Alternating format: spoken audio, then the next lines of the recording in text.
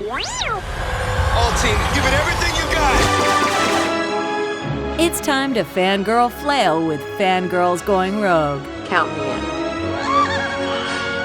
I don't think there's anything more important in the Star Wars universe than the fans. News, discussion, and commentary from the female point of view.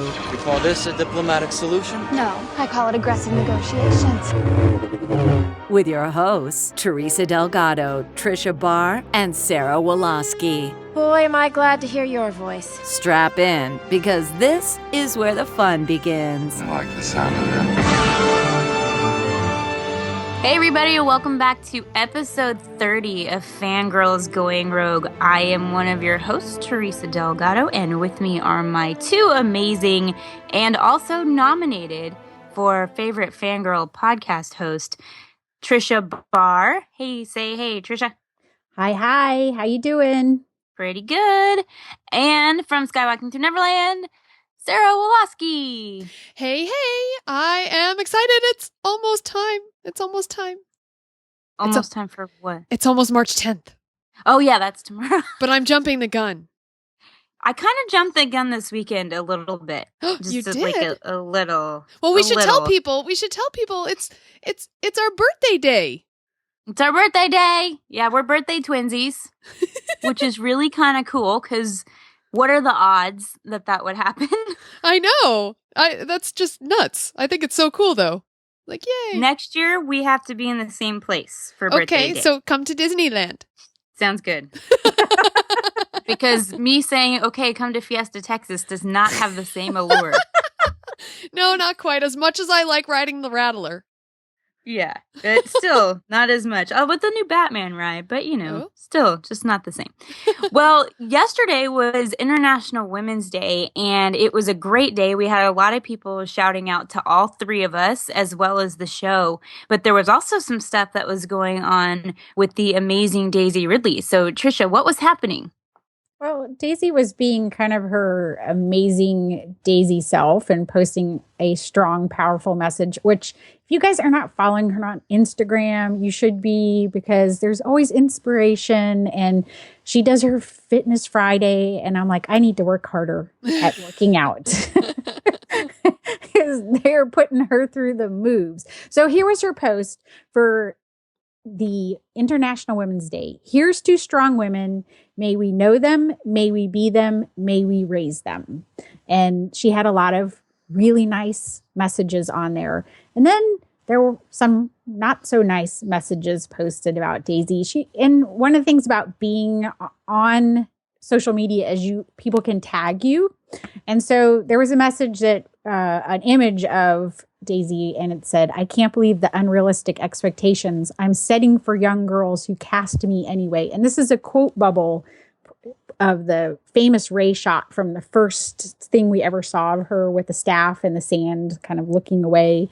And then it ends with, "Don't they know real women have curves?" And Daisy responded to this image and reposted it. And I think the most important takeaway of her response is that everybody should be free to who they want to be, that she's proud of who she is and what she looks like, and she doesn't want to be judged, and she doesn't think anybody else should be judged. And so, unfortunately, when she made this message of everybody should be kind and proud of who they were, then people went after the original poster who tagged her in it, and she took that image down. It is on our Facebook page because Sandra can snag some stuff and get things reshared. So right. It is on our Facebook page, the original message and image. But Daisy took that down, and she said again, reminding people to be kind, to not go after each other. And so and she's had many nice messages around the internet. So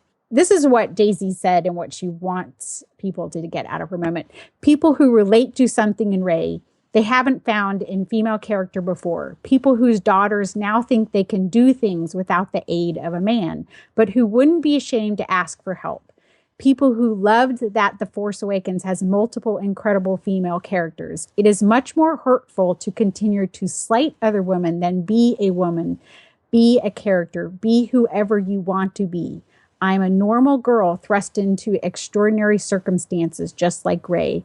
I will not apologize for how I look, what I say, and how I live my life, because what's happening inside is so much more important anyway, and I'm striving to be the best version of myself, even if I stumble along the way.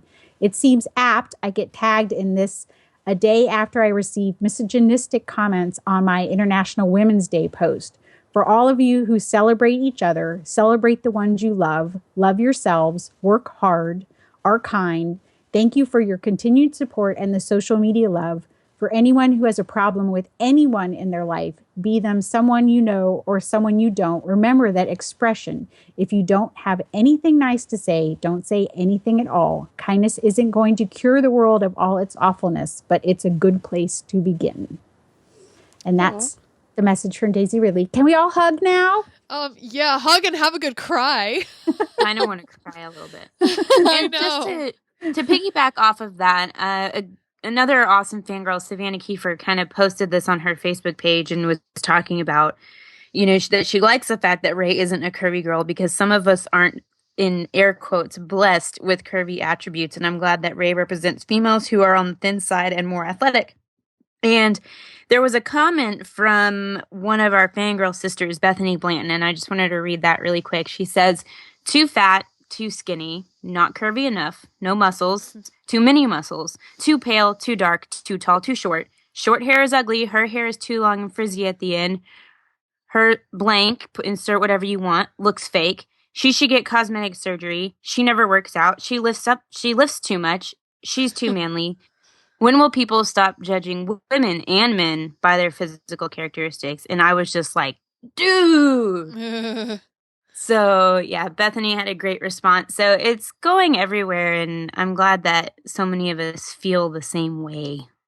Yeah, I think, Sarah, you had a really interesting point, too, because you've apparently been watching The People versus O.J. Simpson. Yes. Okay, so...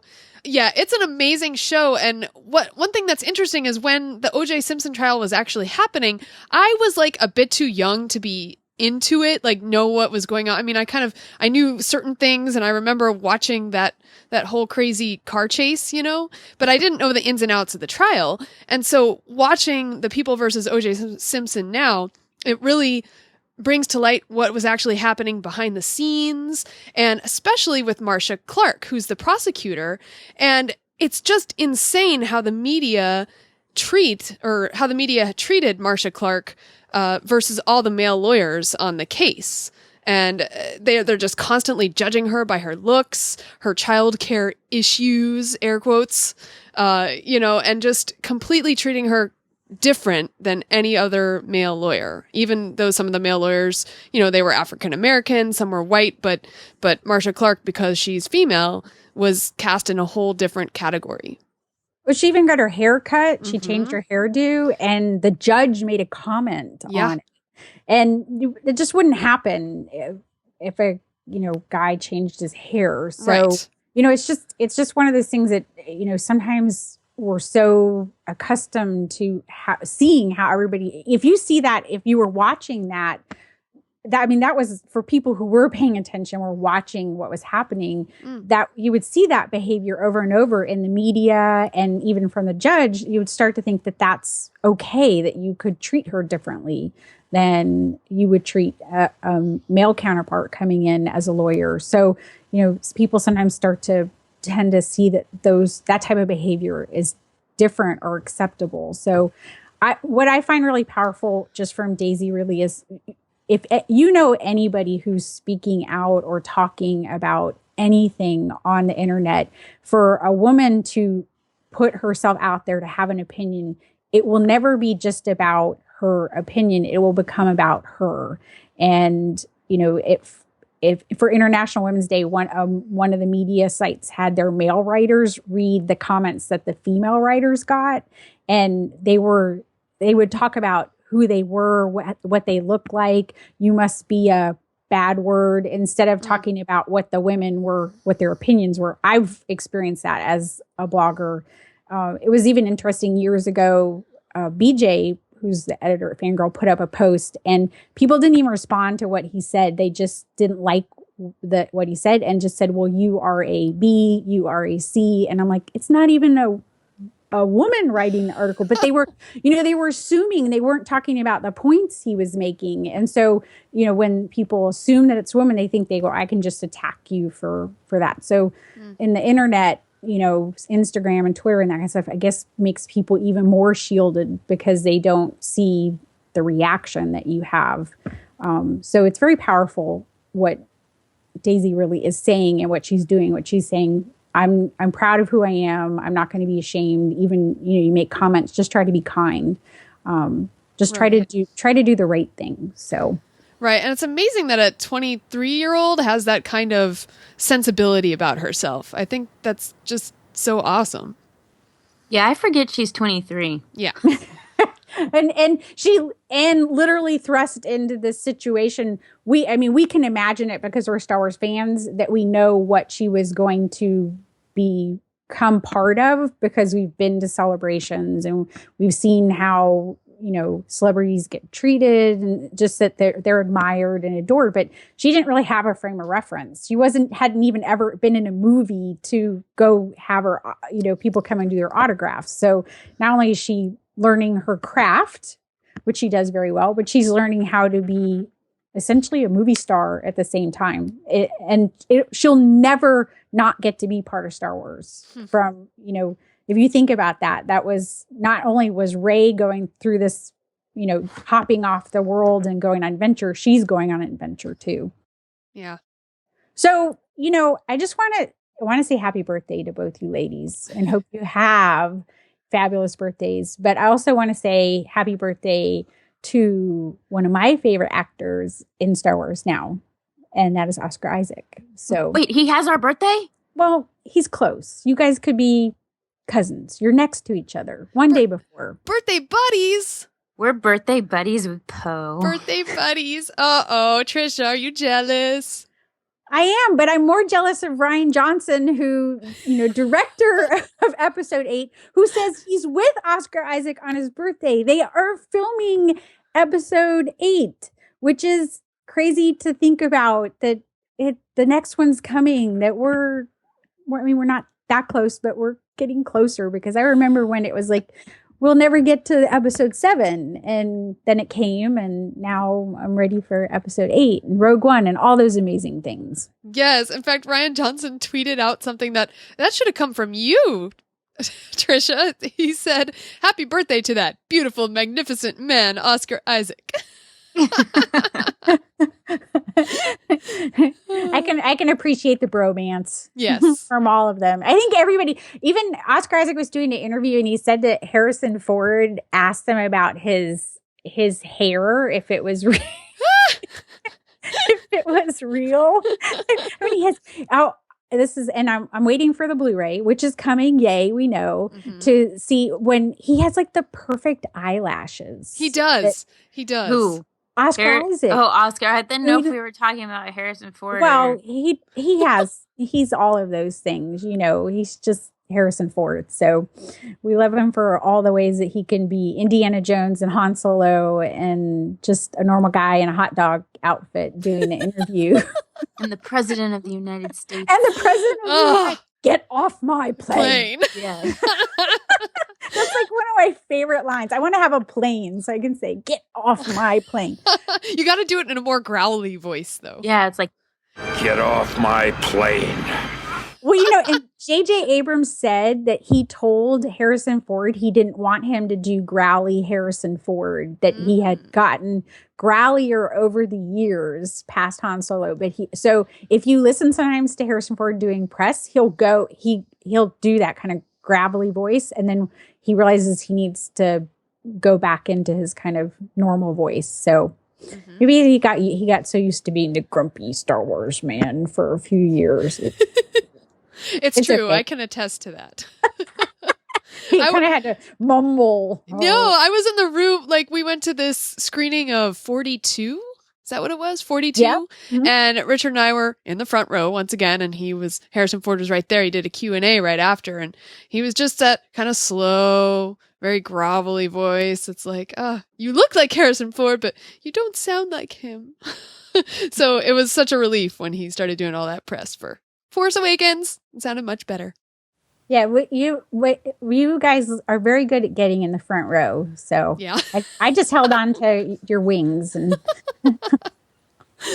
It's kind of like using the Force. You know where you want to be, and that's where we're going to be, dadgummit. So I've heard that Kylo Ren's being added to the parks here. And Sarah, have you experienced Kylo Ren yet at Disneyland? Yes, I have. We went back like the week he was first available, and he's kind of scary. He's very foreboding, and they lead you into a room through a corridor, and then they close the door behind you. So it's like there's no escape. Yeah, exactly. And then he's like around the corner, and he surprises you sometimes. Like he'll walk right up and be in your face and start to say things. And he says it's really awesome, the technology they're using. I mean, whatever they do, they use Kylo Ren's real voice. It's like pre-programmed phrases, but he'll talk to you. That's awesome. Yeah. I can't wait to see him when we go to Disney World in June at Studios, because I know he's there. I've watched some interactions, and I'm very excited. Kind of the best ever. Teresa's very good at talking to the characters in character. So, yeah. Yeah. Oh, yeah. I'm going to go in all black with like a black hood, and everything, and just walk in and kneel in front of him.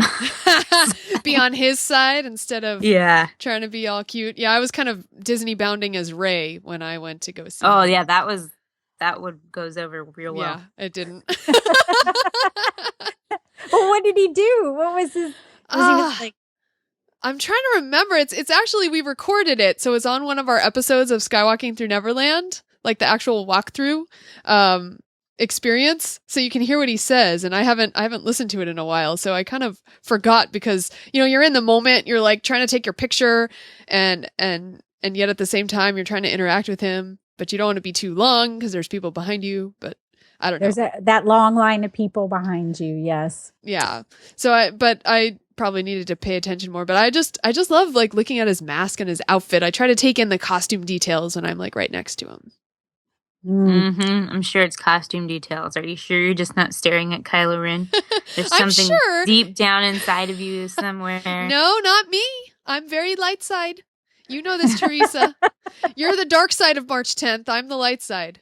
Okay. Oh, that is true. That is true. Now, have you guys seen the video of Jedi Anna, as in a crossover Star Wars Frozen character that some child has cosplayed taking on Darth Vader at Jedi Training Academy? Parks and Cons posted this. I haven't seen it, but I'm sure it's adorable. Well, you know how they go, was it right side, left side, up high, down low, or whatever? Well, she just goes on afterwards. She just starts whacking on Vader. Not that I approve of whacking on the poor stunt performers, but she's definitely all into taking on Vader, and she's like all of maybe a couple feet high. So. Oh no. You know what's funny about that? We saw the Jedi Training Academy after that video went out, or what it's called now. It's not called Jedi Training Academy. But yeah, they stopped doing the cut to the left leg, cut to the right leg. And I think that might be why.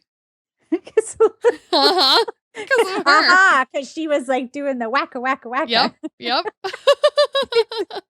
They keep cutting. They're like, why isn't this bad guy falling down? No, exactly. Maybe if I hit you harder in the leg, in the knee, maybe you'll fall. That's bad. I have to.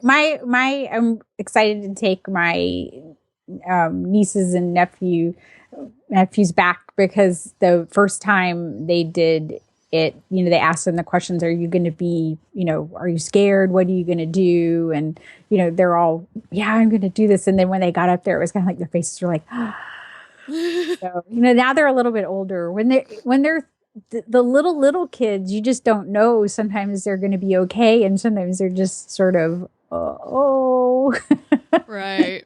So speaking of, we're getting a lot more storytelling here. We get comics, and there's been some books. So we have the Poe Dameron comic coming out. I'm excited Yes, for we that. do. Of course. It's coming out in April, and at your local comic book shops, they can opt in to do the event. All of the information was sent to the comic book shop. So depending on what you have around you, you may be having a shop that is doing a special event for the release of Poe Dameron #1 that comes with some giveaways and things like that, prints, different versions of the cover, bunch of cool stuff. I'm really excited for that. I know I'll be going to my shops because I have a couple that will be doing this other stuff. But also releasing, there's a Han Solo comic, as well as Rey's Story, which is a new book that was released by Disney Publishing, and it's written by Elizabeth Schaefer, and she's actually now an editor over at Del Rey for the Star Wars books section. And I know, Sarah, you just got this. I got it as well. I got mine a few weeks ago, and I think you just finished reading it. So what did you think? I did finish reading it, and you know what? Oops. I'm trying to scroll up on my computer like with my finger. It doesn't work that way. Let's see. I did. I thought it was really interesting. It shed a little more light on her backstory. You know, the fact that she has no memory of her parents. But one of my favorite things in this book is finally we have Maz saying what we heard in one of the trailers. Maz says, "Who are you?" And Rey says, "I'm no one." This conversation is in the book. Did you guys read this? Yes. I mean, it's kind of interesting because every book's a little different. You know, you have the junior novelization, you have the novelization, you have this one, and there's all little things that are different, which yes. I don't mind because, you know, these are stories from a long time ago in a galaxy far, far away, and they're from different people's perspective. And you asked 4 people about what happened at something, we would all tell you a different version, and we might remember something a little different. But yes, I loved that. And for people, I know it's a kid's book. We talked about this with Jason. This is not a kid's book. On our last episode, it's a quick read. It's really fun to get inside Rey's head. Yes. A little bit, because I felt like the adult novelization stayed away from that. Alan D. Foster was really good at doing Kylo Ren and getting into kind of his whatever he was, but they were staying really far away from Rey, and I just didn't feel like it sat down into her. So this was kind of fun to have Rey's story, and I'm excited that Elizabeth Schaefer is there at Del Rey, that we're seeing, you know, always to have more perspectives in there. That's exciting. So, you know, glad to see that she's going into. And that's what I'm saying. She wrote a kid's book, but she's working on adult novels. That's awesome, because people shouldn't be pigeonholed into, well, you're writing a kid's book, you can't write an adult story, because I think kids get the same thing out of story. Storytelling is storytelling. You just have to frame it a little differently. So. Right. And this one actually pairs really well with Before the Awakening and Rey's story in that. So I think it's really good because we're getting a lot of really awesome Rey stuff, even if it's in book form. There was also another one that most of the press got. I know you got it, Sarah. I got it too. And it is Star Wars: The Original Trilogy, the graphic novel. Now, this one was interesting because we had no idea this was coming out. So when I got it, I was like, oh, what is this? It's so adorable. And I It didn't is know adorable. what to say. Amazing. So when we got it, I told Aaron, I was like, we have to cover this because I'm actually going to like it. And I flipped first to Return of the Jedi to look at the Ewoks because I wanted to know what they looked like. And I approve, so that's good. And this one is also from Disney Publishing as well. So with all of the stuff that's coming out right now and everything, if there's anything that I am the most looking forward to, it's actually not anything that you guys would think. It is the Lego Star Wars Chronicles of the Force that comes out in June. Priorities. Oh, that's so cute. So excited about that one. And who's writing that one? Oh my gosh, it's Adam Bray. He's doing it, and so I think I don't know if it's just him, but I know he has a part to play in it. So, I think is that Adam and Cole?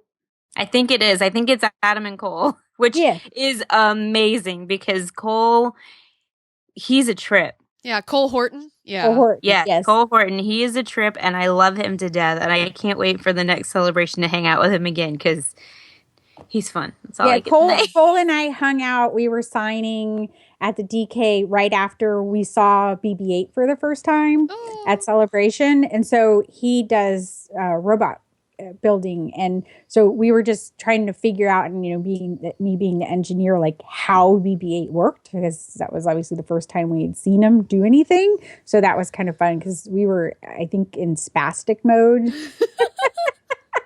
What do you mean? It's spastic mode for all Celebration. Come on. Well, I think we were all in a especially spastic mode after that panel. So that was probably the good way you should always kick off celebrations with that type of energy. Well, I'm also really looking forward to Bloodline, which is the Claudia Gray novel, correct? That's coming out. Yes. That is coming out in May. So that comes out first. So it'll be that and then the Lego book. Yeah, that's another person people should follow on Twitter is Claudia Gray and her Tumblr. She's got fun stuff. She knows a lot about storytelling, and she knows a lot about fandom, not just Star Wars fandom, but just fandom in general, about the way fans interact, why they respond to things, and stuff like that. So I love reading her Twitter just feed, what she's talking about. So recommend that.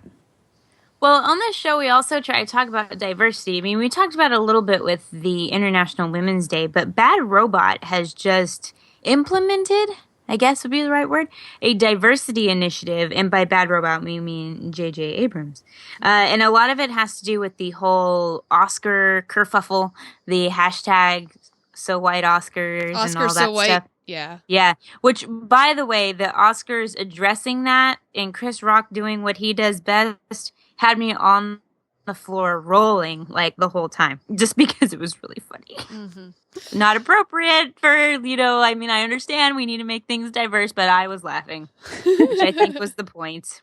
Well, he wasn't going to back away from it. And they certainly didn't back away from it did you guys watch the pre-show for the Oscars? Yes. He did. I mean, they talked about it a lot. So, but ABC, I think, is already on board for, they kind of embrace that, and, Disney's their parent company. So, but this was at the Washington Post was the first place I saw it covered, where J.J. Abrams spoke on the issue at the New York Times New Work Summit in California, which is weird that the New York Times New Work Summit is in California, but it's okay.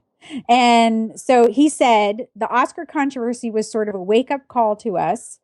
What we realized was that it has to be a systemic approach. The Oscar issue was symptomatic of the problem. It wasn't the problem. The Oscars is the last stop on the train. And so where they've gone to is that the policy is any list that we get for writers, directors, producers, projects, it needs to be at the very least representative of this country. So he's saying of the census data. And that's, I've been talking about this on Fangirl Blog for a long time. The people who are creating need to be representative of who we are. And one of the, The Force Awakens wasn't, the story group, it has a lot of women, a lot of diversity on it. The production staff on The Force Awakens, the people who made up his team were very much, it was pretty much white men. The two editors were female. But what he's acknowledging is that at least these people who are coming in to get a chance, you need to allow people to get the chance to get through the door. And part of that is, a lot of times you get jobs, just me being an engineer, you get jobs because of the people and you tend to flock to people who are more like yourself. Right. And then, so he's just sort of, they're acknowledging that they need to break down the barriers a little bit and make sure that different people get to come in and get opportunities, that perhaps they might find different types of stories. And when we think about The Force Awakens, for there to be a female Jedi. And what happened, a lot of people just weren't expecting it because it's just not what happens in Star Wars. Even when the guy gave up the Rey doll on Force Friday that I ended up getting, he said, well, Star Wars won't do that. But it ended up being a story that people embraced, but it was different. And so this is the way that you make storytelling exciting because it's not predictable. It's things that are different. And by bringing in different voices, they're hoping to find better stories, more stories, different types of stories. So that's what I think is kind of fun. Well, it is interesting. I mean, people with different backgrounds bring something different to the table, all the time. So I think what you're saying is correct. Like different people of different backgrounds or different genders or different races will have just a different sensibility in general and have different stories to tell. Yeah. And, we talked about it just talking with the movie roundtable when I did the Geek Out Loud, just hearing different different ages talk about storytelling and how people are going to react. And that I love that. I like to hear people's different ways they react to things. Knowing Teresa made my respect for the character Padme so much more just from hearing her talk about how Padme was important to her. So, these are ways that you can learn about storytelling by seeing it from other people's eyes. Well, the Blu-ray's coming, y'all. It's coming. It is coming. I'm so excited. And I actually got a tweet back from Target when they were releasing everybody that was going to have it and what their bonus content was going to be. And we found out that Target was going to have like 20 minutes of extra bonus footage. And so I tweeted that I was going to get the Target version. And they tweeted back at me, "The Force is strong with your decision." And I was like, cheesy. That's awesome, though. Cheesy Someone's social media listening. Target person. It's your job to sit there and watch your feed for things to say clever stuff. Well, the one of the things that really made me excited just about that news dropping was this is one of the first times we've really seen Rey with the lightsaber in any of their marketing when that video dropped. And then and I had been talking about that. I was a little concerned that she's a female superhero when we're having this race to make a female superhero movie, and it still hadn't been embraced in any, even when you look at like their Instagram for Star Wars and Disney, and the only place where you were really seeing them embrace the female Jedi with a lightsaber and Rey was Disney Park stuff. For some reason, Disney Park knows who's on board with this whole thing, which is everybody. Everybody's into Rey and her lightsaber.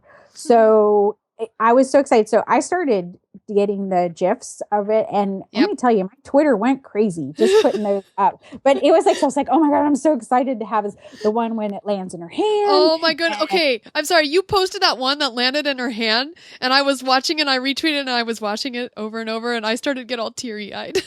I know. It's like, I'm so I'm just going to play that. But that was the first time we got it in high definition. So thank you. I'm really excited. Star Wars for finally showing Rey with the lightsaber. And who currently has Rey with a lightsaber as their phone background?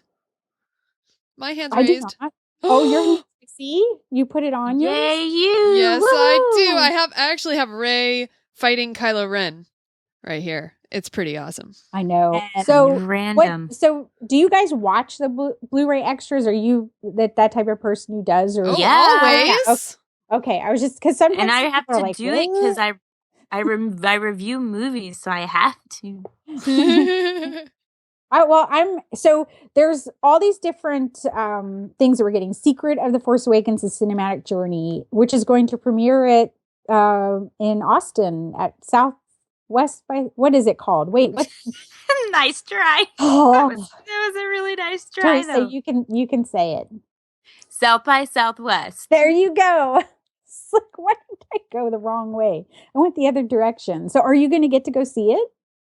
I am planning on it. It is now added to my schedule since it was late. I am working a shift that sort of overlaps it a little bit, but since I'm a crew chief, I'm going to say like, hey, I got a piece. See you later so I can go get in line. Yeah. So most likely I will be there. I will actually be going to the J.J. Abrams panel, which is the same day, a few hours after this. And I'm excited for that also. It's all on the same day. Well, then everybody can ask him why Leia didn't hug Chewbacca.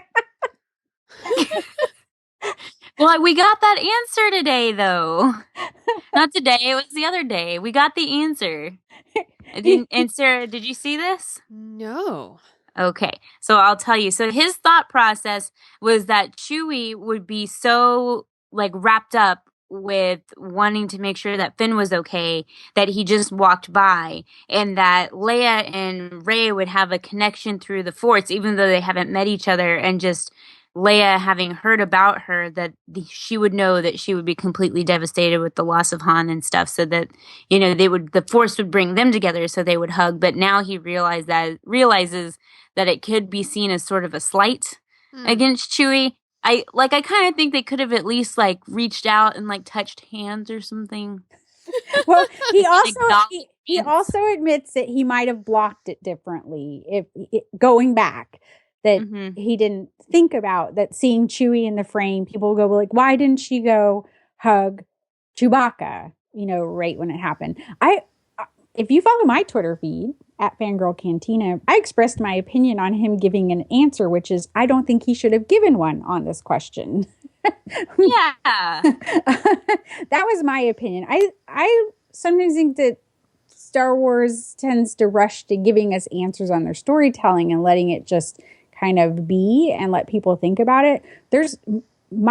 It didn't bother me that she didn't go hug him. One, because Leia knows Chewbacca and she might know how he's feeling and what, some people don't want to be hugged. There's some people when they fall down and get hurt, you should go coddle them. And there are some people when they fall down and hurt, you should stay away from them because that's just how they deal with their pain. And often that's also how they deal with their emotional pain. So I didn't see that and say, oh, that's horrible, she slighted him at all. That's not what I read from it. I just read that she was responding in the way she was needed, and Chewbacca at that moment maybe just didn't need that connection. And also, how many times have you guys been around someone who's had a loss in their family and you were uncomfortable speaking to them? So I can see that would be you don't know what to say. Almost. It's one of those things, I'm in that stage of grief, or that person's in that stage of grief, that we're not going to communicate yet until we're ready. So I didn't see that as a slight, but I almost think that JJ should have just let it go, and maybe it'll come out as an answer one day in our own stories. Let it go. Let it go. Let it go. But we will get answers in the Blu-ray for that. But one of the ones that I want to see, the specials I want to see, is the blueprint of a battle, the snow fight, which is go deeper into the epic climactic lightsaber battle between Rey and Kylo Ren, which is one of the GIFs that I like to, which is her sliding on her knees, blocking, when they're behind the scenes. So I want to see all that because, it was a long time ago, Daisy Ridley had said that JJ wanted her to be a little bit less trained because this was going to be sort of a raw fight. She didn't know how to fight with the lightsaber. But I still want to see what training she got to do and how they prepped it, because I love that lightsaber battle and I'm ready to see it again on the Blu-ray. Absolutely. And you know what I'm excited about? I don't know. John Williams, the Seventh Symphony. I can't wait to hear his eloquent speech and him talking about his personal insights of his work on Star Wars and The Force Awakens. We can see how accurate Star Wars Oxygen is. That is one thing that we're all be. Teresa, what are you excited for in this one? The deleted scenes. Yeah. Because there are some good ones that I have to see. I have to see them. There's the one they show of they see in the video of Kylo Ren coming into the Millennium Falcon, and then him saying Han Solo, which became just him looking out, Kylo Ren looking out in Starkiller Base and going Han Solo. So he apparently knew that Han Solo was there, but then didn't know he was there when he was right near later. He's long distance Han Solo detection, but he's maybe farsighted, but he's not nearsighted in the Force. So I'm looking forward also to the cast read that the table read. So which Mark Hamill apparently narrated, which I'm sure he had fun with, and just seeing how it came about their first time they got to go through it. So those will be some of the. I remember in the prequel trilogy the footage of all them. Ewan McGregor and Natalie Portman and everybody together. Natalie looks like she's 12. And they're reading it. So those are fun to see where it started and how they, when they first came into it. So we have another award show, and honestly, this one is the one that's more accurate than the Oscars. Let's get real. We all know that this one is the one everybody's waiting for. Things like best kiss and best fight. Wait a minute. Are you talking about the MTV Music Awards? Oh, of course I am. Because the MTV Music Awards tell the real story about movies. Now, is this the awesome Music Awards or the Movie Awards? I'm confused. Oh, sorry. What did I say? MTV Movie Awards. Wait. She's reading from my notes. Hey, it's all my fault. I'm owning it. I typed it wrong. Okay. Yeah, because I voted for these already. So for the MTV Movie Awards, Star Wars The Force Awakens is leading the nominations, with 11 nods. Deadpool has 8. The Avengers Age of Ultron has 6. And then all 3 films are up for the night's biggest award, Movie of the Year, alongside with Creed, Jurassic World, and Straight Outta Compton. So let's talk about what we're nominated for here. And I say we because I'm nominated too, since it's Star Wars. It's The Force Awakens. We're all involved. I understand. And I just voted. Good. All right. So they're going to be, it's the 25th MTV Movie Awards. 25th means that it's going to be big. They're going to go all out and leave nothing back, hold nothing back. I can't talk.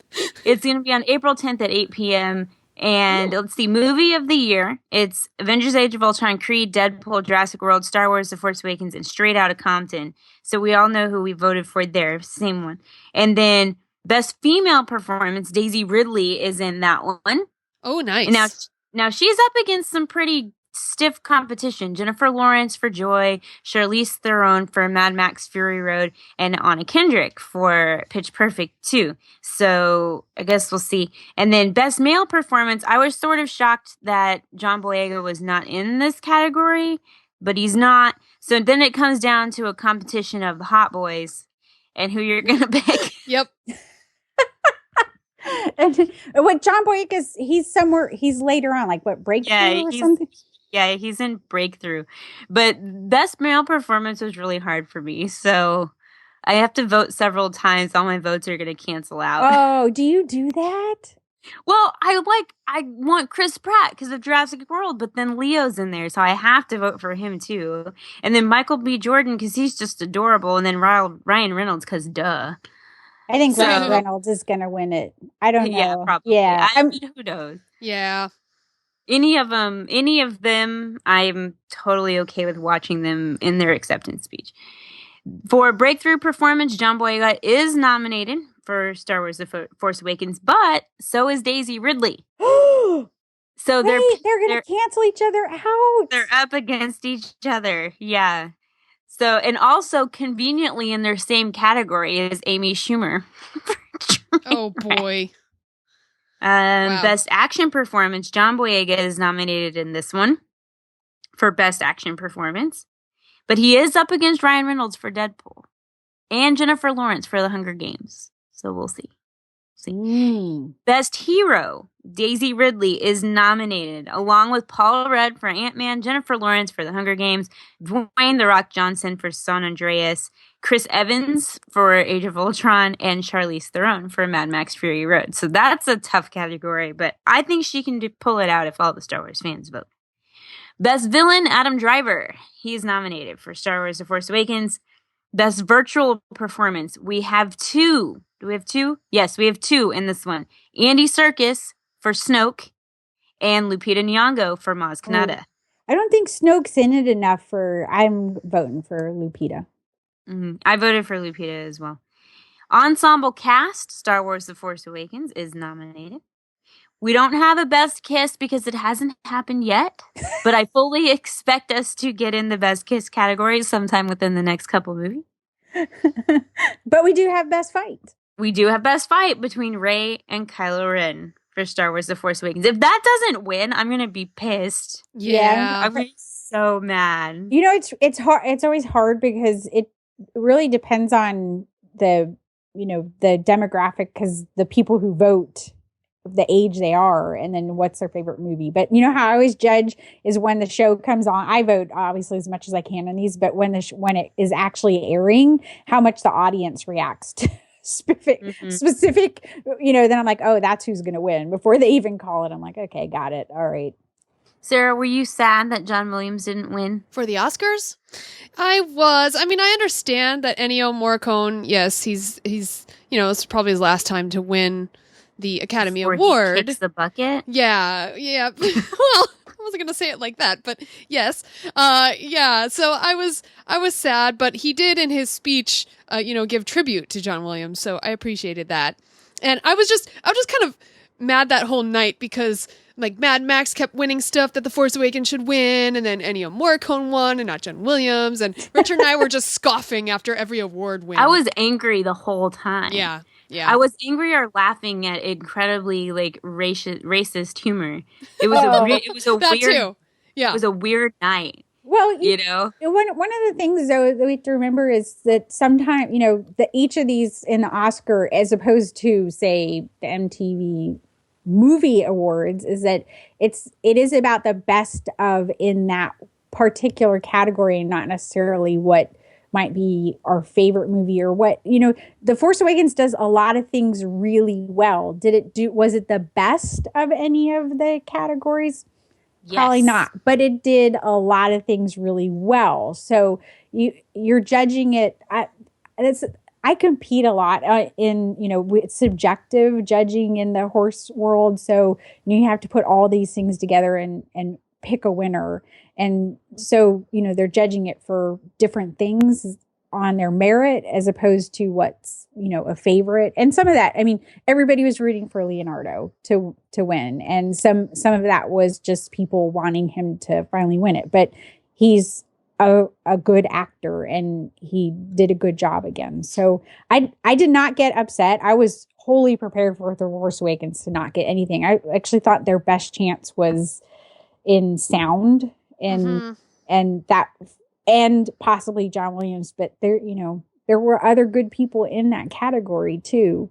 So, this isn't even among Star Wars fans the most lauded soundtrack. So, well, you're being very level-headed, and while I appreciate that, this is all about favorites for me. Yes. So, well, that's why we have the movie awards. We have the Kids' Choice Awards and all those things. So our favorites will win. They will have trophies to display at Lucasfilm. I'm sure there will be some moon men in there. Moon men. Moon men are for the VMAs. These are the golden popcorn. The golden popcorn bucket. I think it's the golden popcorn bucket. Yeah, that's right. That's right. Yes. God, I'm mixing up my awards. I'm so old. See, I remember the first. I remember when MTV came on the air. I didn't even know, Teresa, were you alive then? It was when it was 80, 88, 87. Yeah. Yes, I was. And the first music video was the video killed the radio star. Yes. Yep. Was that 80? Wait, when was that? Wasn't that like 81? When did MTV come on the air? Let me Google that for you. I know. I was on a family vacation, and looks like they debuted in 81. So no, I wasn't born. See, I that's was what I'm saying. I'm like, I was like a teenager. I wasn't old enough to watch it yet because I was less than 1, but I was there. I remember I was on a family vacation. I was like, what is this? This is awesome. Sarah, I think we found your music for this episode for the end. There you go. Hey, that's a good idea. I just think it's funny, like, Teresa, you're like exactly 5 years younger than me. I know. Exactly. That's pretty cool. Exactly. Because you're going to be 36. 5. And wait. So while you're then you're not. Then no. Wait. Because I'm going to be 31. What? So I'm 4 years older than you. Okay. Yes. Oh. So wait, how close to you are to how old is Oscar Isaac while you're Googling? I don't know. Well, let's find that out and see who How should get old him is based on Oscar age. Isaac? Let's see. 37. He's 37. Ooh, he's 2 years older than me. He's right in my age range. Uh-oh. No, not technically, because you're attracted to older men. That's so true. he's mine. Oh, wow. But Tricia, Miss Cougar. I am all in. I love it. I will be a cougar, a puma, whatever I need to be. Whatever cat Whatever he likes. A lion. They have, he probably prefers wild animals from Guatemala. So whatever they an ocelot, jaguar. You should be an ocelot. Because that has a ring to it. Whatever it's going to be. Poor Oscar. It's not Oscar. I'm sorry. List of mammals in Guatemala. Let us see. I'm pretty sure an ocelot is there. I think there's an ocelot. I think ocelot. That's like a rainforest Are you creature. actually Googling animals in Guatemala? Yes. Pumas, cougars, there you go. Jaguars, Cougars. ocelots. No, but ocelot's cute. You should be an ocelot. Yeah, I want to be a cougar.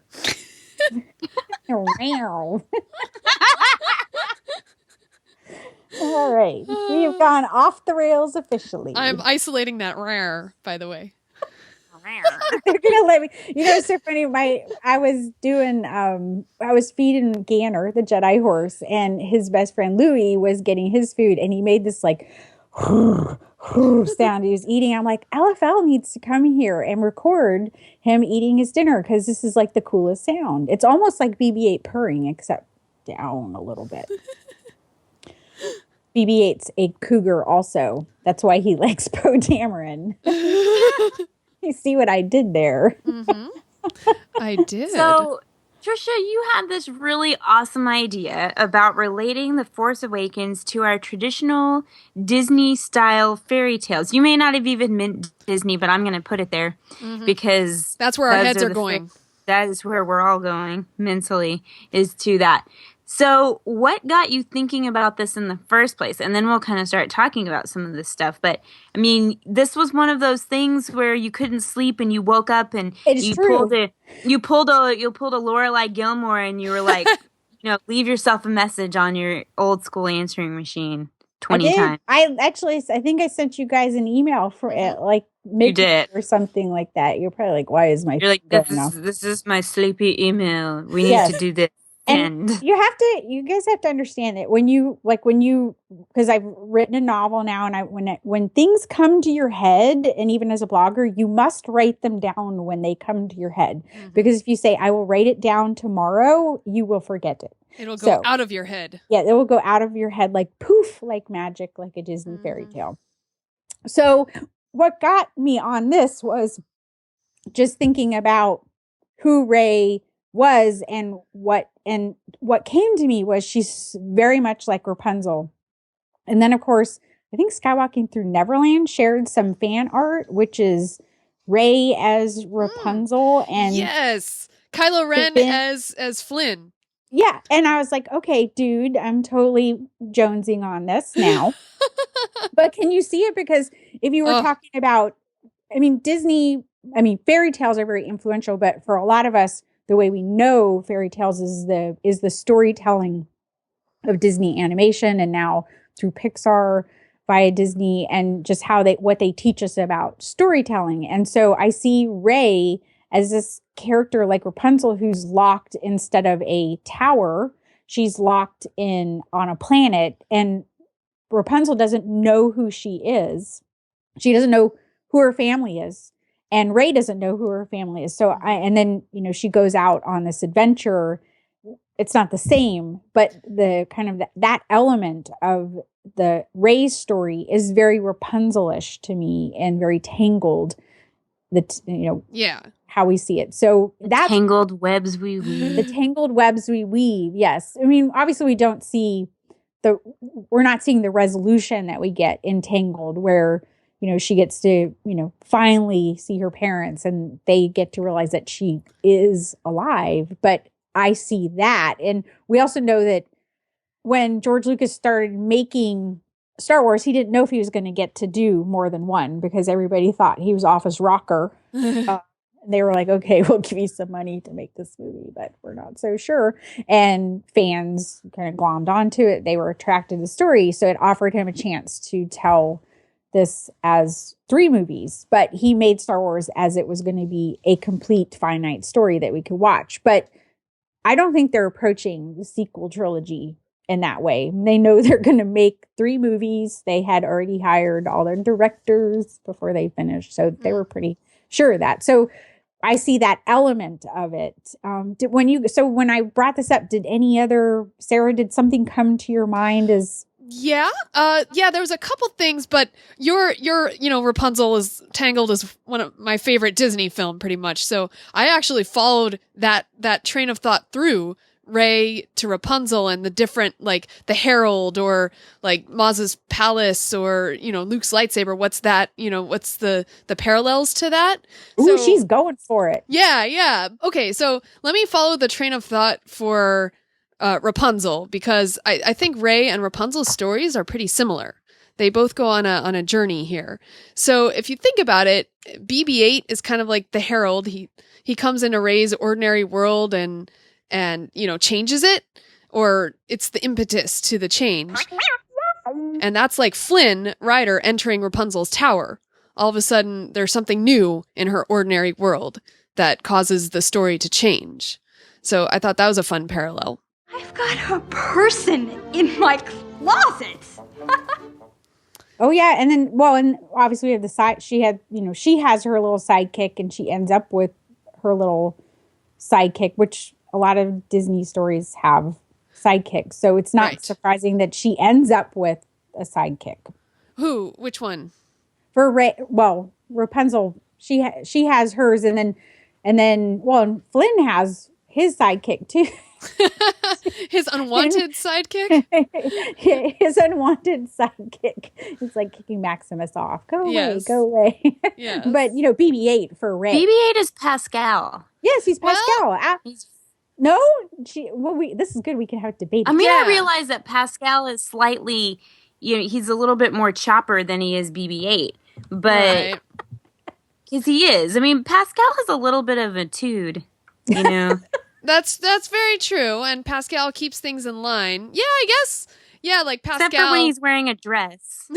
yeah. But like when Pascal was telling, I think it was Maximus. He was like telling Maximus, don't. Telling him to sit. Yeah, telling him to sit, and that's kind of like BB-8 shooting that electricity into Finn, perhaps. Be quiet.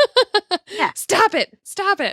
So yeah, but let me see. Well. Okay, so there's a choice that happens between both Rey and Rapunzel, and that's when Rey actually chooses to keep BB-8 and doesn't sell him to Unkar Plutt. That's kind of like the moment when Rapunzel chooses to use Flynn and make a deal with him, and not tell Mother Gothel about Flynn, and make it a deal with him so that he takes her to see the lanterns. So I thought that was a fun parallel too. Let me just get this straight.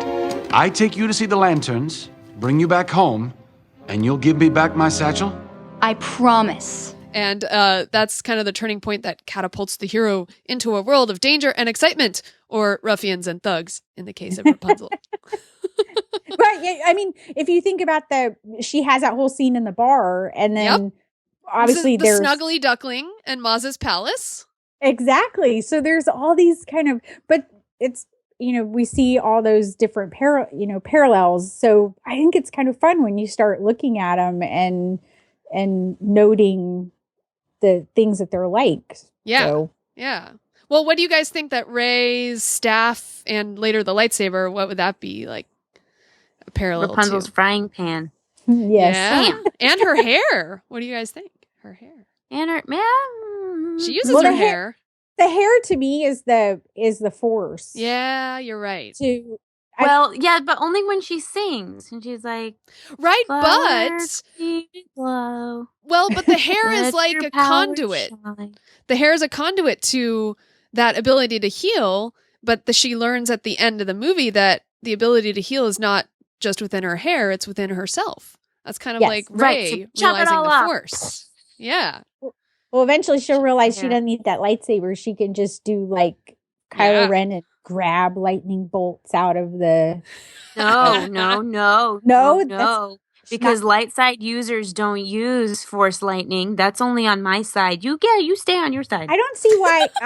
Okay, we're gonna go into this. I don't see why a light side user couldn't use force lightning or couldn't stop a laser bolt and still be using the light side.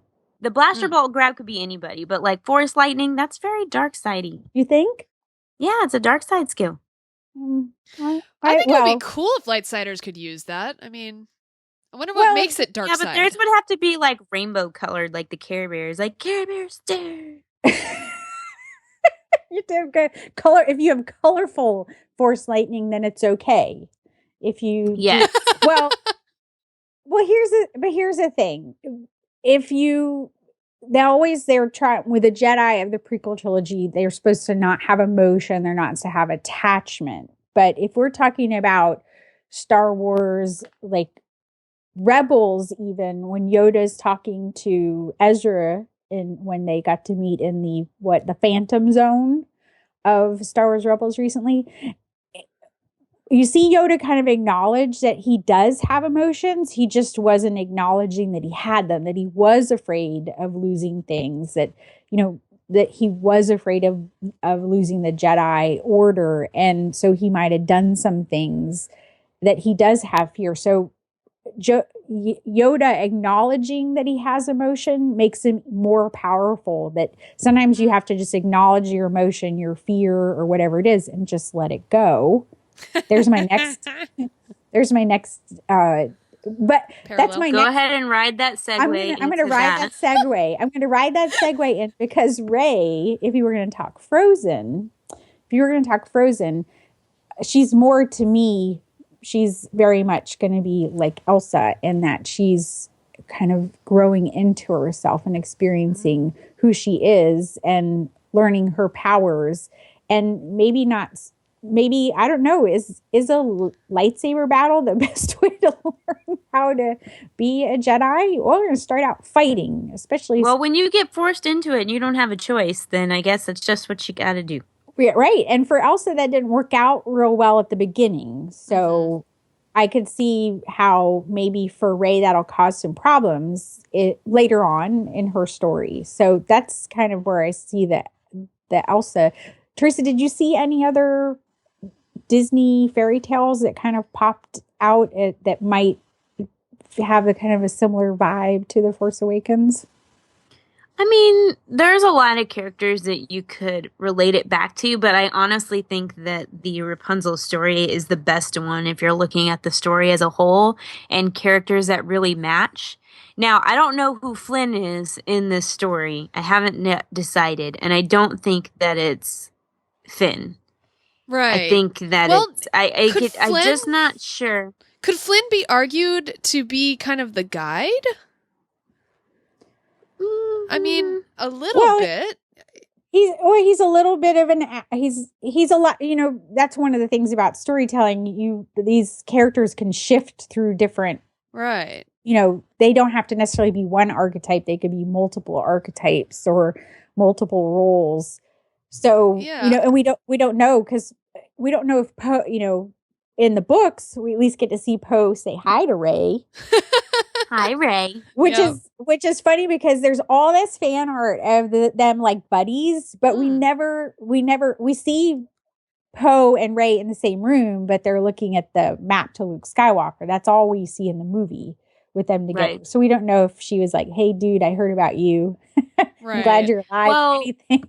like Kylo Ren, he's an awesome villain, and I know you would put here Cruella de Vil, but I don't see him sacrificing puppies. So I don't. I see him as more of a Maleficent than anything else. He's very much that kind of level of I am better than you, I know better than you, and I can be a dragon type villain. Can I tell you in why my I see opinion. Cruella de Vil? Yeah. He's very self-centered. And Cruella's all about, I want those puppy skins so I can have a puppy coat. That's but all villains are self-centered. Well, I think that there's a whole new level on Kylo Ren of that. So that's where I see Cruella de Vil, but I can see totally Maleficent because the lightning, grabbing the blaster bolt things and whatnot. He's got some mad skills here. He does. They're raw. Well, have you guys seen? Let me see. Have you seen Gotham? Oh, yeah, a little bit. I got tired of it. Okay, because the second season is called Rise of the Villains, and what's interesting about Gotham is that Bruce Wayne is like a 13-year-old boy, and therefore all the villains who eventually, meet him in the comics are all really young too. And they're all kind of like Kylo Ren. They're young. They're teetering on the edge of like that good versus evil, especially the Penguin and the Riddler, or the guys who eventually become the Penguin and the Riddler. You kind of see their journey from like, especially the Riddler, I forget his name in the series, but he's kind of a bumbling, shy guy, and he ends up kind of breaking out of his shell, but through breaking out of his shell, he breaks out of his shell to the dark side. You know what I mean? So it's interesting that it's kind of like, that's the parallel that I saw when I was trying to think of a Kylo Ren parallel. I totally see Snoke though as Wizard of Oz, so that's not a Disney fairy tale. Okay, but that's who I mean. He's sitting. I bet Snoke is as size of Jiminy Cricket. That's what I think. He's a little teeny dude who is projecting this big image, and so we think he's a big guy, and he's going to be like this little guy, or like Gascon from my least favorite. Yes. Lieber Gascon. Oh, my least. Yes, me too. I can never watch those again. I like those. Oh, I was so bored. I know. I was like, oh, can we get on with this already? There was nothing in the background to look at. Nothing. All right. Well, my Snoke is, of course, based on Rapunzel again. He's like Mother Gothel, because we know that in the novelization to The Force Awakens, Snoke kind of pulls the wool over Ben's eyes very early when he was young. Kylo Ren as a youngster somehow, making him believe he's one thing when in reality he may not be all evil. He has this call to the light. So Mother Gothel, of course, makes Rapunzel believe that she's her daughter and not the lost princess. So in that way, it's very similar of what they do. Yes. I don't honestly think in the villain side that there's really a parallel, because I think Kylo Ren's going into new territory for kind of, which is exciting because we don't know what will happen. Yeah. But that's kind of where I'm at. But we will talk more about Kylo Ren here shortly. So yes, we will. All right. Well, if any of you guys that are listening have thought of any fairy tales that The Force Awakens reminds you of, send us an email to, what's our email? Oh my gosh. Contact at fangirlsgoingrogue.com. Yep, right? That's correct. Yes. Okay. So contact at fangirlsgoingrogue.com, or you can tweet at us at FGGoingRogue and we'll get back to you. So I think with that said, social media shout outs? Absolutely. Roll it, Rob Dellinger. Shout it out to the social media from Teresa and Tricia and Sarah. Shout it out, fangirl shout outs. We love social media, and we love it because, our podcast episodes only come out once a month or so. So social media is the way that we all connect with each other and interact every day. And we love that. We stay friends that way. And we love it when you guys tweet at us or Facebook us or anything like that. So, Teresa, do you want to read a fun tweet?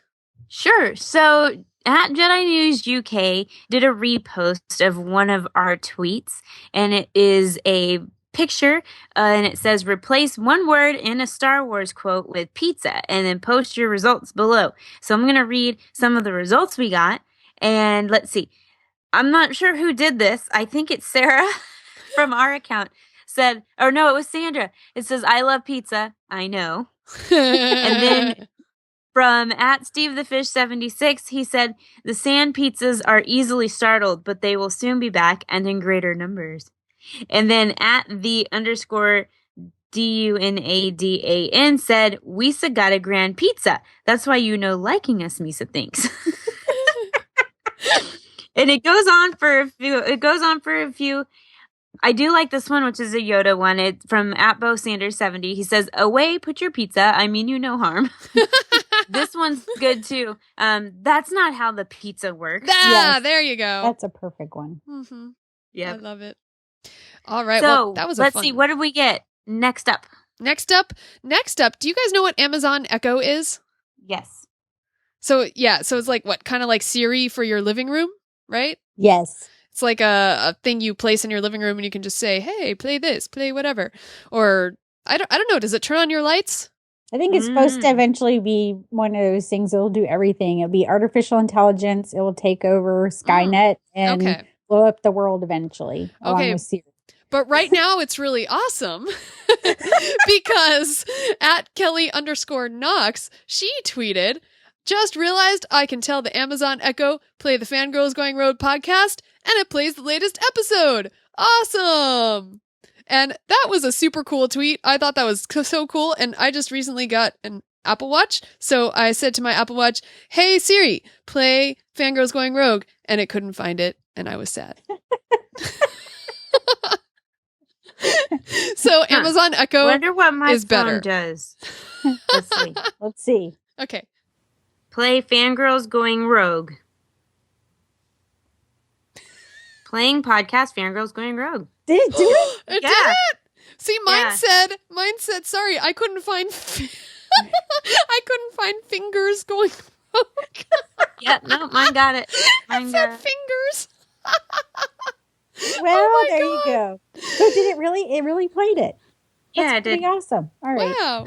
Awesome. Yay. And so, all right, Tricia, we have a winner. We do have a winner. And Kelly Knox actually was on my Geek Girl Con panel and for about Star Wars last year. So it's nice to hear Kelly back. And she's also on a podcast, Nerd Lunch, which Geek K, our friend Geek K, who did our awesome website, hosted, which is called Woman Crush. So they did, Nerd Lunch had all women come in and talk about some of their favorite women crushes, including Daisy Ridley and Carrie Fisher and Kathleen Kennedy. So if you guys want to check that episode out, it wasn't just Star Wars. It was a lot of other awesome women in science fiction. So nice. That's called Nerd Lunch? Nerd podcast? Lunch, yes. Okay. Go to Fangirl blog and it is there on the, there is an episode of it. So we had our roommates wall covering giveaway, and all you had to do was retweet a little tweet that we put up on our site, fangirlsgoingrogue.com.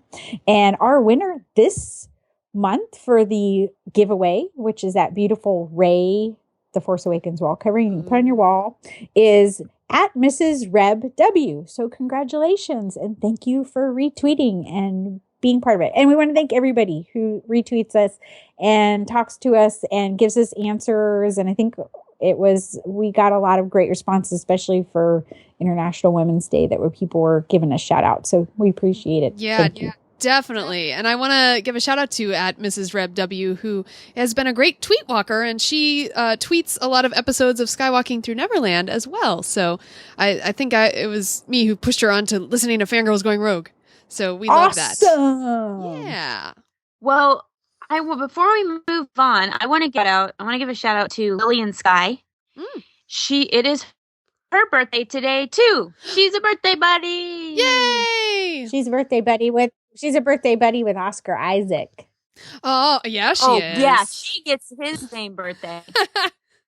But Teresa, we have each other. That's true, and I love you. But not as much as Oscar Isaac, I understand. No, I'm just kidding. No, that's not true. I don't know him in person. I do know you. That's true. That's true. Well, it's that time again. Roll it, Rob Dellinger. Sidious, Anakin, Luke and Leia, Qui-Gon Jinn, C.O. Bibble, Kylo Ren, Salacious Crumb, Bib Fortuna, Boba Fett, Amidala, Wicket, R2-D2, BB-8, I can barely keep it straight. It's a character discussion. It's the fangirls on character. It's a character discussion. So we've been talking about Rey a lot lately, and I only thought it was fitting that we talk about Kylo Ren and give him some time, because if not, he's going to come and attack our computer screens with his lightsaber and kill my Mac, and I can't afford that because I can't buy a new one. So we need to talk about Kylo Ren before he goes nuts. To balance the light side with the dark? Sure, whatever. I'm just protecting my computer at this point. That's what I'm doing. Protecting my technology. Okay. So we have kind of talked about him a little bit, but we haven't really dug into his character. So, Tricia, what is something that you like about Kylo Ren, and then something that you dislike as far as a Star Wars villain? I would say that the thing that I dislike about Kylo Ren is almost that the whole grabbing the lightsaber bolt felt like it was like they're trying to make him stronger and bigger and badder than the next villain. But then when that was the first thing, I was like, because we have the bigger Death Star, the Star Killer base and all that stuff. So I felt like sometimes they were just trying to outdo the original trilogy or the prequel trilogies in the strength. But then I realized that he's learned all these tricks, but he doesn't know why he's doing them. And there's a lot of apparently some lack of control, because he can do some of these things some of the time, and then he can't do them all the time. Obviously, the big moment for him is when Rey tells him to get out of her head, because he was like, wait a minute, nobody does that to me. So for me, the thing that I like about Kylo Ren is that he represents a lot of the things that people talk about when they're talking about things that we don't want to see in behavior in people and on the internet. A lot of times he just has bad behavior. He goes on rants. He's very self-centered. He thinks about himself, and that's probably epitomized most in that moment with Han Solo. So I appreciate what he represents in storytelling, which is, we know that villains are out for something. I don't think that he's out for power. I just think that he doesn't know what he's doing. He's just doing things because he's mad and he's angry and he's self-centered. And, what does he say? I don't want to, I'm being torn apart.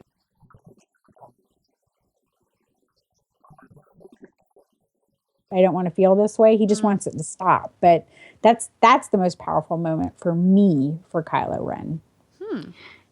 So, Sarah, you have talked a little bit about the idea of Kylo Ren being redeemed. Is it something that you want to happen for Kylo Ren, or something that you think shouldn't happen in the saga? I think ultimately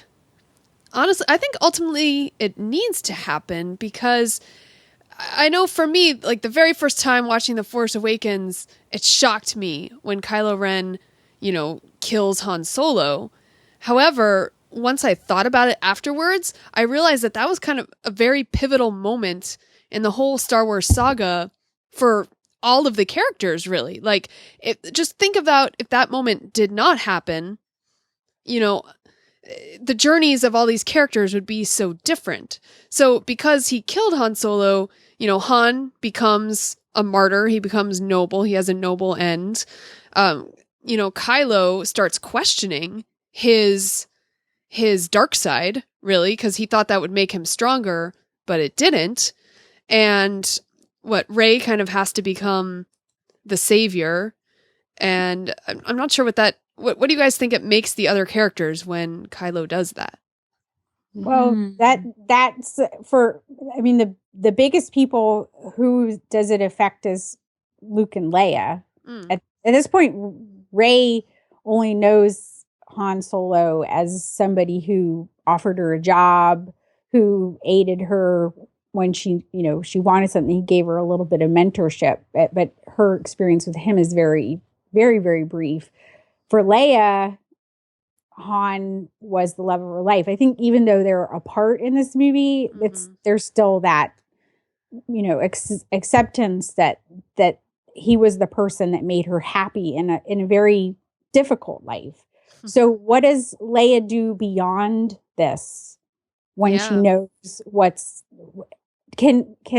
she's gone through her planet being destroyed, her brother, obviously something horrible's happened to Luke, because we see in the movie that she wants Luke back desperately, and she wants her son back desperately. And that ends up being something that Han dies for. But I think that's Leia's downfall, really, is the fact that she is so desperate to get these members of her family back in her life that it's going to cause some massive destruction. And I think that she was a very different Leia in the original trilogy, and I don't think that she would have let her emotions get in the way of things. And I think in this case she is, and I don't think that's good, because it could really lead her to be blind to Kylo Ren and what he can really do. And that kind of scares me a little bit. But it also makes me fearful for Luke, because if she's doing that, then is Luke next? Right. Well, and this is Anakin's downfall was his attachments, right? Yeah. He wasn't able to let go. He couldn't fathom the idea of Padme dying, even though at some point she was going to die, and she wouldn't want him to do the things that he did. And here's Kylo Ren, who's looking up. He looks up to Vader, but thinks that his weakness was his attachment, right? And so there's this whole complicated web of being selfish about things, about wanting things, but also being selfless about things. And so here's Han Solo doing a pretty selfless thing to walk out there, and Kylo's muddling it. He doesn't comprehend it, but that's the question. Does he not comprehend it because his parents weren't around and they didn't teach him that? Did something happen to Kylo Ren that he became so wounded that he's this mess? That's what I want to know. What made Kylo Ren into this? Was it, we don't know if, were Leia and Han so busy fighting their war that they didn't pay attention. She talks about Snoke kind of slipping in there. We get that inference. Right. He's a child of neglect. Right. But was he, or, was that moment where she talks about, wanted Luke to train him did she see that he was was he kind of a, we talk about people who have kids that they just can't control. Yeah. And they were like, I don't know how to, was he already kind of, we don't know. That's what I want to know about Kylo. Someday we probably will. But that's kind of the thing that makes Kylo great to me, is we don't know, but we could imagine all sorts of possibilities for what he could be. Right. So here's a question that, Tricia, you kind of put in here, so I'm curious what you think. I hadn't really thought about this.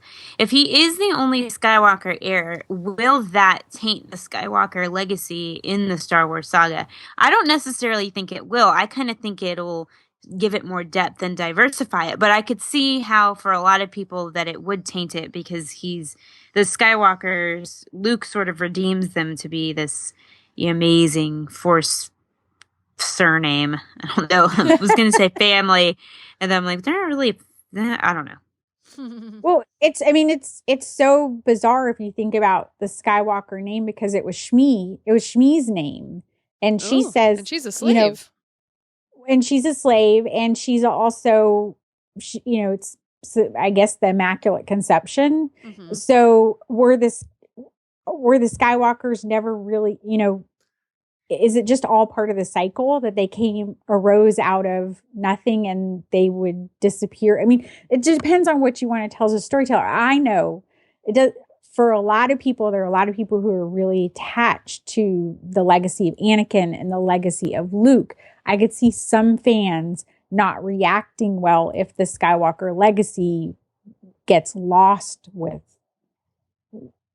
Kylo Ben, Ren Ben, as I like to call him sometimes. There's also the process of redemption. He could decide that he's done the wrong thing and wants to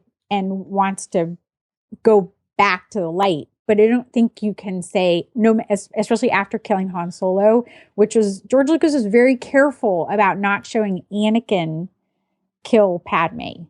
I mean, I believe he killed Padme. That he was deciding to brutalize her, and at that point, her fate was kind of Sealed. there.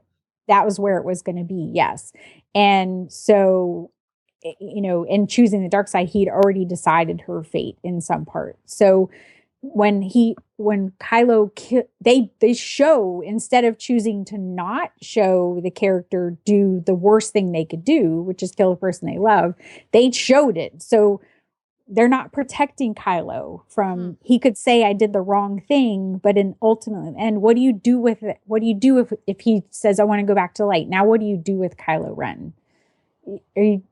Are you going to, a lot of people, there's Kip Duran from the Expanded Universe who did a lot of bad things. And, Luke accepted him back in the Jedi Order. And a lot of people took issue with that. I don't think you can have him kill Han Solo. I wouldn't want him to kill Han Solo and then say, okay, you get to go back and be a Jedi. That's why it's so interesting to have you here as a storyteller, because I never thought about it that way. Yeah, I mean, even if he says I did the wrong thing, what do you do with him when? I think that as a storyteller, there's only one thing that can happen. He can redeem himself, but then he's got to die. That's inevitable, or they just end up killing him. But time does heal those, and we do have 2 more movies. Yeah, but would you? In our own society, would we let somebody say, well, I did a really bad thing and kill my dad, but I want to go back out and do good things? So no, go to jail. Let's bring this back around to O.J. Simpson. No. So and the magic knife that was now found in the house, like many years later. But so that's the thing. What happens to him now? They didn't hold back. They didn't do what George Lucas did, which is he protected Anakin because he wanted Luke's act to mean something. But ultimately, Luke was only redeeming Anakin because he didn't want to be and this is not to say that it makes it bad, but he didn't want his father to be a bad person. If Luke had really wanted to do something, he was a Jedi and he should have gone and fought and helped the rebellion stop the Death Star, which was going to kill a lot of people. But instead he went and redeemed his father, which is a good thing to do. It's a noble thing to do, but it wasn't going to save a lot of people. So are you saying ultimately Luke was selfish? I do think he was selfish. I don't think that the message is that's a bad thing.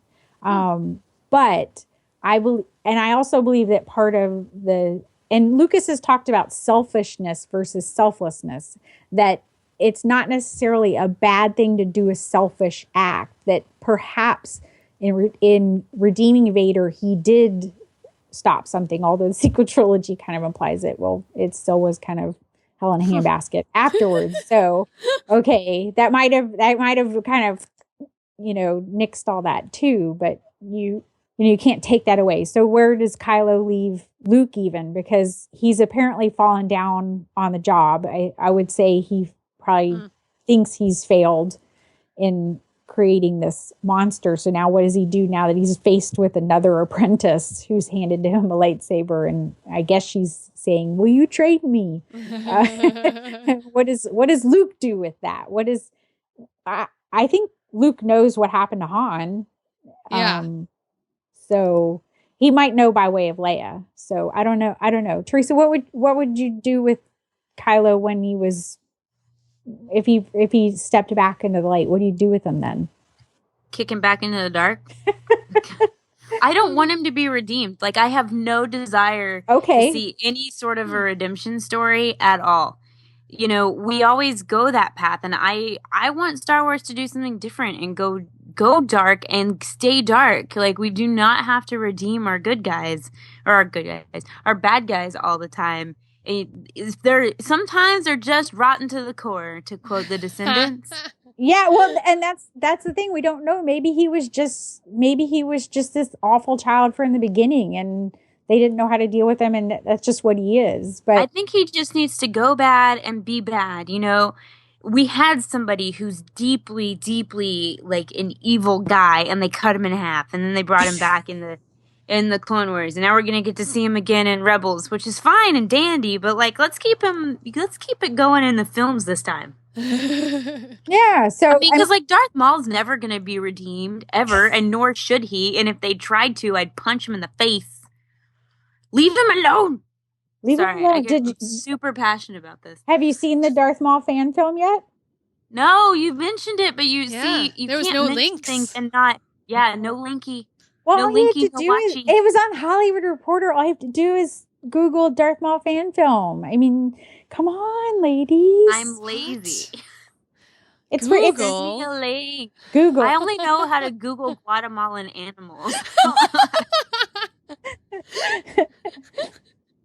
And then our next soundbite. So, okay, well, but I'm glad you said you don't, because the presumption a lot of time is that it's the bad guy who's a dark sider, therefore he needs to be redeemed. Mm-hmm. But that would be a way that it's different in all this.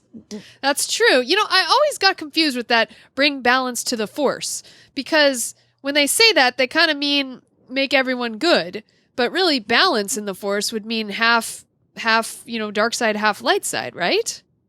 Yeah, a lot of what Star Wars, Lucas was looking at a lot of Eastern philosophy and blending it with Western philosophy, and a lot of Eastern philosophy thinks that you can't have one thing without the other. So you can't have, good without evil. You can't have light without dark. You can't have creation without destruction.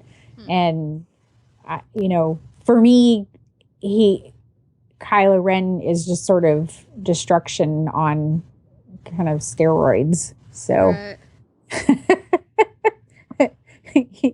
do either of you guys watch Supernatural? No. All right. In the 10th, you think 10 seasons in, and how can they keep doing these stories about supernatural things and storytelling? But there's a very interesting spin now about God.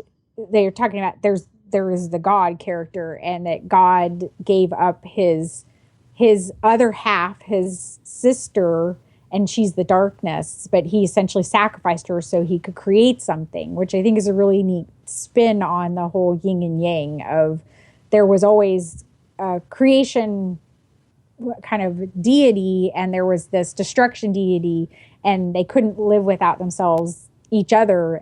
But by God doing what he did, this is in supernatural version, not in real life, that he created an imbalance in what has happened. So you can see kind of that in Star Wars often, where what is the balance of the Force? Does that mean that's good, or does it just mean that there's one and the other? I still go back to that Mortis arc. I feel like a lot of Lucas's philosophies on the Force are embedded in that. And, you couldn't have the brother without the sister. So, right. Kylo's maybe the brother on steroids too. Yeah. The brother not quite fully formed yet, which I find I love how he's not a full character yet. He hasn't come into his own yet. He's can fly off the handle at any moment, because he's really, not that he's a teenager, but he acts like a teenager with too much power. Yes, he doesn't know what he's supposed to do. Well, and Snoke's definitely pulling his strings. Yeah. So he what did he say? Now he wants Hux to go get him, because now he's ready for his next step. And the one part is in the book that I loved the most is that when he realizes that moment when he kills Han, that he thought that was going to be it, that Snoke had said, well, you just have to do this. You just sever your ties. You don't have attachments, and then you'll be ready. And it didn't happen for him. He started falling apart emotionally. It didn't do what he thought it was going to be. So he's, in some ways, he's almost like a drug addict. Yes, very much so. Right? Very much. He exhibits a lot of characteristics of drug addicts. Yeah, I mean, and not even drug addicts, but just addicts in general. Yeah, he doesn't think about things rationally. He's pursuing something at even not only at the cost to his own self. As you see when Rey pushes back and he starts to just do kind of irrational, goofy things that you would think a big bad villain wouldn't do. And, he's a solo Skywalker, so he's probably not stupid. So he's making decisions. You're like, why is he doing some of these things?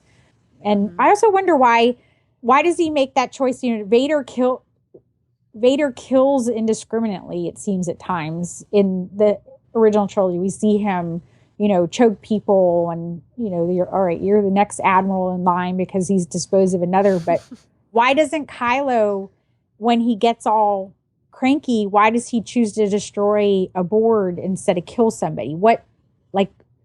What's made him make that decision? What's holding him back from just, is it because they're so low on resources that Snoke's like, okay, you can have your tantrums and you can chop up the circuit boards and whatnot, but you can't kill people because I need them? Why? Or I don't know. I ponder that often. I want to know, they had to make a decision why he would do that more than just, well, it's really cool to see him have a tantrum on screen, which I like. I like seeing him have a tantrum, but what drives the character to make that decision? I don't know. It's a good question. He's like a pit bull who knows he's not supposed to chew up the bunny in the yard. Yeah. He can bark at it, but he can't chew it up. So, So anything else on Kylo Ren, ladies? I think relating him to a pit bull is a good place to stop. And you're a cougar. And I'm a cougar. Let's see. I'm a bunny because I just watched Zootopia, and Judy Hopps is my spirit animal. And Teresa, what are you? I don't know. I was going to let you name me, so I was curious. Teresa, would she be a kitty cat? But a black cat with a temper. Ooh. Because I'm slinky. Yes. Watch out for her. You better. On the 13th of Fridays. But I thought that foxes were your spirit animals. They are. Yeah, except, what's up with that? Okay. Abandoned foxes now? Well, when I saw Zootopia, yes, I liked. So well. I know. You said well. No, I love the fox character, and I love foxes in general. I love watching fox videos now. I'm addicted. However, you're welcome. When I watched Zootopia, the fox is kind of shifty and played by Jason Bateman, and Judy Hopps is played by Jennifer Goodwin and has all this optimism and cuteness and she's just so hopeful and glass half full. And I just felt I really connected with her and her story, and she's just I want to reach out and pet her nose through the screen. And so she is my spirit animal as of this present moment. And we have bunnies too, so bunnies and foxes are right up there. It was right up your alley. Yes. Yes. I'll have to say that. And short plug before we go is that just if we're doing plugs, our latest episode, Skywalking Through Neverland 113, I went to this Zootopia event where we got to talk with the animators, the directors, and the production designers behind the whole thing. And our episode has all this behind the scenes info from them. And it's amazing. And if you've seen Zootopia or you want to see it, that it's a great companion to that, because you can really learn a lot just by listening to that episode of Skywalking Through Neverland. Cool. And really quick plug for our show. A huge thank you to everyone that nominated us in the different categories for the Star Wars Podcast Awards. We were voted for categories, and all three of us were nominated for Favorite Fangirl Host. The show was nominated for Logo, Ensemble. Oh, yeah. Ensemble Cast. So a lot of categories were in there, and we couldn't be more humbled and just thank you. We're really going to need y'all's help to just burn through this thing. Yeah, it was so exciting to see that. Yeah, and thank you to I know over the years of having participated in like fanfic awards, the people who are doing this are putting in a lot of work. So thank you to everybody who's involved with the podcast awards, because really I think the goal for them is to just bring awareness about all the amazing, if you look at the list, all the amazing podcasts that exist. So you can essentially listen all day long to people talk about Star Wars if that would be your pleasure. And there are people who listen to about every podcast, and we thank you very much for those that you do. But it's always helpful if you like something on the podcast that you shout it out so people know to take a listen. So yeah. Ooh, ladies, I have late breaking news. We all made the final round for favorite fangirl host and ensemble cast, logo, and People's Choice podcast. Details on where you can vote are posted up at fangirlsgoingrogue.com, so be sure to head there and vote on your favorite podcasts. All right. Well, if you want to get in touch with us in between shows, you can find us on Twitter at FG Going Rogue, and Tricia is at Fangirl Cantina. I am at Ice Cold Penguin, and Sarah is at Jedi Tink. you can email us at contact@fangirlsgoingrogue.com. Always on Facebook. Sandra's doing an amazing job of putting content up there, and we try to have discussions. So just go Fangirls Going Rogue.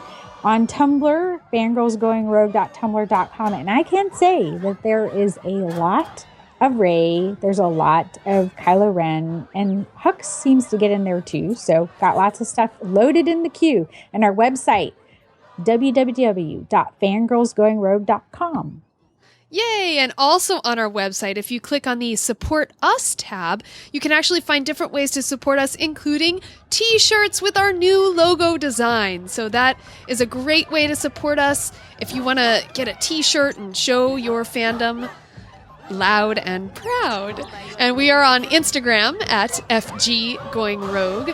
And you can also leave us a voicemail on our website by clicking the tab on the right that pops up. Do you guys, SpeakPipe, the SpeakPipe tab. And you can also just do that the regular way by dialing 33121 EWOX, which is 331-213-9657. And you can also help us by going on to Fangirls Going Rogue on iTunes or Stitcher or any of the places that you listen to us, and leave us a review and tell us how much you like the show, because those reviews help people look and see how many people are reviewing, and then they go, I might check that out. Absolutely. All right. Are we done? Should we all go and be bunnies and cougars and kitties? I'm for it. Sure. All right. Well, until next time. Da da da da da.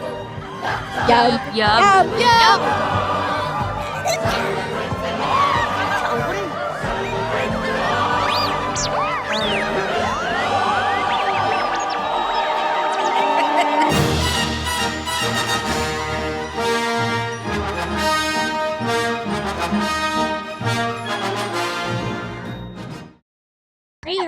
Meow.